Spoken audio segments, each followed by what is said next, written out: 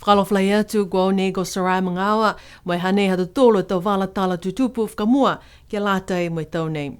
Whakamua kua whitani he mailonga he motu e tau whakaholoanga ngahua ke lata mai tau nei mua atu ke tau whamanatuanga li mga fulu e tau he pule whakamotu ha Niue kua mamana ki ai he mahina hao ke topa. Kua whakatutala BCN News mai palemia Lilifu Dalton Tangilangi he tau whahitap ko mole. Kua whakamama mai ia, whalo tau mamana ki anga he whakatufono mai tau nei. Tunga ni he mai longa mai he tau ka mare. Tau nono anga whakarula he tau ke lata e mai tau nei. He tu e le mō fure tau. Longa e tau mana no kuwhi tainga hua gai. Mai lari ke manako ke whapopo tuai. Whala tau mana ka ue mahina ta hoke a ka tapu. Ka kuwhi tāwhu ke whakate tuku mai ki whawhu he iki puli ne lango gai. E whakaholoanga po ke whakateitai. Ko e whakateitai e holoanga kai tohai ei whala tau hiki ki ang ke he tau whaoranga ia. Kua mana ke whanau ki pūle whakamua ke lata mai tau nei ke whakahoko he māma pungi. Lahi fōki a mamana ki ke tau wilianga he tau mtakau tu whanau manga ke lata mai tau nei. Kua whakise e pali mea hana ta manatu whakawhelewe ia ke tau tangata he motu mai tau fō nei. Tau i whanrena ki he bilifu e motu hako e tau fō ua e me ufu ma whanga hoka ma tau tolu gai. Moi mai longa lahi he tau tolu e tau mamana ki anga. Ke he tau whakawhiawhia he tū he limu fulu tau he tau tolu he tali mai he pūre whakamotu. Longa e tau mamana ki anga mai lalahi whoki. E tau mamana ki anga ni ononu ki ai. Koe tahene e mea ke aole ke he motu. Ke mai longa e tau nei. Ke ngahua mai aoroa mai whakatufonu. Mua atu ke he tau maanga. Ingasia ni maanga moe liwe ki halau tolu tau maanga. Ke hanganga he tau kawihala. Mua atu ke tau wewe. Mai whakamea ni alau tolu tau lau kaina. Mai longa ke tau whahi tapu ko mole tu hanghang ke lea e hila he motu. Kua lauia osi e tau whahinga hua, tau tangata, mai tau pisinisi he motu. Ha kua tamasi mtakavi e hila, mai lewe masi he hila. He mga honei, kua liu tuai e hila mui mitaki ke he motu. Kai ke whiha e lewa a tō liu ni ke le kua pehe nei. Hai nei alo sana sione holo, mai tau walatala ia. Pakua tau langi mai kape tau huila he tau o kio ki whahatapu ka male, a sila uia ke lea hila ke whaulo tau matakawe he motu.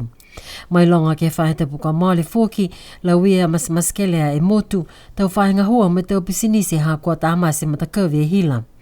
Ke māmai ni awhi ne whakatutala BCN News mo iki pule he whahinga hua infrastructure ko lilifu ko Crossley tā tui. Ko whakakise he ana tau manatu whakamale mole ke tau tangata he motu ke he tau lekua he hila ke tau mga hako mole.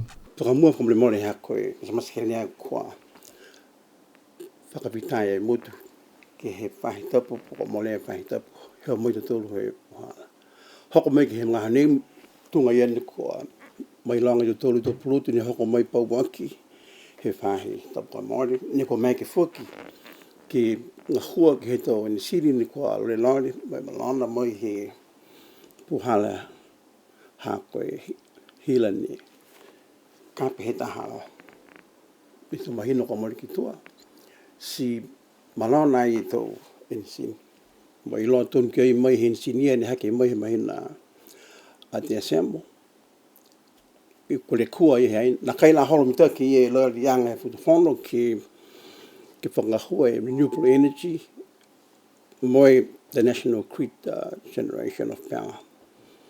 Si ku whikaulahi he mga, na koe watu ki mua, ki se totolo e kehe he kamata mai he pewhaiumu ka hoko ni awhi. Hane riu totolo ki ai me whauiwhikeo ke hātaki mai he Director of Utilities, Clinton moi hana mtakau, ki he tau ngahua, to hātaki ki mai long he to tangata hako, malikisi ki lunga e demand. Po ke tupu hala ni whakaonga ki malolo hila ha koe tonga hala ko hoko tolu ki ai. Ma whana whoki e tau mahina nei si lahi po ke longa hito koloa ni kua kehe ni whakaonga hito tangata. Ki lali ke whakamtakia ki to mumui he mga hala koe tau nuina hila e to tolu ka kona kai whilawaki moe tuanga he malolo hila hito tolu. Ko whakamori mai li lifu tātui, ko amanaki ke hawhangi, mai whakaonga e whalehila fō i tuila, he mahina hamasika hau. Ko e palana o duki mua ki ngā hua ki po ki taha kau. Mata kau ngā hua he Niue Power. Mo palu tau pulotu. Ki whakamapawapo e tau ngā hua ki ne toi ke he whare hila. Fo mo e tukuriongi ka kau tū. Ke mawhaolai o tuki mua. Mo e ke muina ke mo e tolu kau tū ke hawhangi po ke kamata ngā hua he mahina a masi. Kai mui mai tua he mana ia nā kai a mana ki whuke futu whono ke pehe ko ngā hua e whare hila po si sia ki nere e whare hila o nene whae langa matai ke motu hoto tolu. Whai mga aho ki paka ngā hua me ki sia ki ai ko horum taki na kai hongoi tole kua nā kai muka ke tausi. Ko liutua e hila mui mitaki ki he motu katoa, kai mai longa foki, le kua ngai e ni e te kupenga hila he whahe whakapuloa, mua atu ke he leo taongo. Kua whakatoka e tau whakatotoanga he tau ola NCEA he tau whanau aonga ke lata mai tau uawhi ua fulumatoru. Kua whakakise he ulua aonga he aonga tokolunga Niue, ko Charles Ioane e tau ola nei, mai kise e tuanga he tau whanau he tau kua mole ke he aho whakaako ne whakahoku ki matawai. Hanei a Losana sione holo mai tau walatala ia. Mai longa mai he tau ola nei kua tōhi fuki lalo, ka whakatatai atu ke he tau ola mai he tau uawhi me uafu maua. Ke tau ola he NCEA level taha, tokong whamaono e tau whanau mai he tūlunga fulu, he katoa ne pāsi halau tūlu a level taha, koe 50% hanei. Ko tōhi fulahi mai he hivung whamaua e pasene ne maua he level taha he tau uawhi me uafu maua. Mai longa foki mai he waheanga hong whamataha nei, toko ono e whanau ne osi mai he aonga, mai watu kuminga hua. Toko walu foki ne maua e tau whakamailonga Excellence Endorsement ke he waheanga mga hau Niue. Ke he tau ola he NCEA level ua, toko ua whamaturu e tau whanau mai he ua whamafitu, he katoa ne maua e level ua, koe walu whamalema e pasene hanei ne kua pāsi. Ko une haki ki lunga e tau ola mai he fitu whumahiwa e pasene, he tau whanau ne maua he level ua, he tau uawhi me ua whumaua. Ke tau ola he NCEA level tūlu, toko hong whumawha mai he hong whumahiwa e tau whanau he wahenga ne maua e level tūlu. Kua tōhifo ki lalo mai he fitung whumawalu e pasene, he tau uawhi me ua whumaua ke he fitung whumawha e pasene, mai tau uawhi ua whumatūlu kwa male. Mai he tau whanau toko hong whumahiwa nei, toko walu ni ne maua halau tūlu a tau University Entrance ko tau UE. Mai longa kwa haki ki lunga mai he tūlu whumalima e pasene, ne maua e tau uawhi ua whumaua, ke whang whumaua e pasene he tau uawhi ua whumatūlu. Toko ua e tau komisina fuau ko whiwhili he whono i ki pule ke ngahua mai matakau pule ngahua. Pihia he whakailomo e whakamōli mai he takitaki matakau pule ngahua ko Mrs. Ida Talangi he kesi ke haho whakako he tau whahitap ko mole. Ko laua nei koe lilifu ko fisa pihingia mo whapoi a kesi. Ko lilifu ko fisa pihingia ma he maanga ko tuapa uhumotu ko iki pule ke taha manghala he hananga hua ke he whono e ke pule. Ko ia whoki ko e komisina toko lunga Niue i Wellingtoni ki New Zealand ke he ono e tau. Whakausi ai he tau kua mole. Ko whapoi a kesi mai he maanga ko haa kupu ko e tahata ngata ko lewa ngā hua ke whakatuwhono. Ko ia whoki ko e uru whakatunu he whahenga hua whakamotu. Kua uta e laua e tau ngā hua nei he tau komisina whakamua ko Victoria Posimani Kalauni mo Gerard he kau. Ko whakakise tau manautu whakau e ha aira ke laua nei ma tau ngā hua he tau kua male. Ke whahitap kua mole ne whoka i tau tohi Letter of Credentials he United Nations Resident Coordinator ko Femba Kalua mo United Development Program UNDP Resident Representative ia ko Aliona Nikulita ke Palimia mo e Kapeneta. Matapatu halaua tau ngahua i Samoa mo i hukui e tau motu ko atu Kukiailani, Niue, Samoa mo Tokelau. Mai he tau whakailanga he whakatuwhono, pe he mai e Palimia Lilifu Dalton Tangelangi, kua maike e whakawhetuianga whou nei ke whakamalolo me tumau e tau ngahua kia sihake e motu ko Niue. Tau walatala whoki ko whenonga mai taham takau malolo sino mai New Zealand he whahitap ko mole, ko e kakana uho he halo tōlu a whenonga, kua whakamatapatu ke he tau ngā ngāo cancer, mo e tuanga he ngā ngāo nei ke he motu pia whoki ni mo e whahinga hua malolo sino. Kua maika ia BCN News ke whakatutala, moe taha he tau takitaki he mtakau, pihia foki koe takitaki he puke tangata he aonga pulotu ko Auckland University ke whahi whakaako malolo sino, ko ia ko Professor Jude McCool. Kua whakamama mai whakalaulahi mai ia matauhonga hua he tau whakaholoanga nei. He mai a Jude, mahui ngai whenonga mai halau tūlu ke whakaako me mai longa e tuanga he ngangao cancer i Niue nei.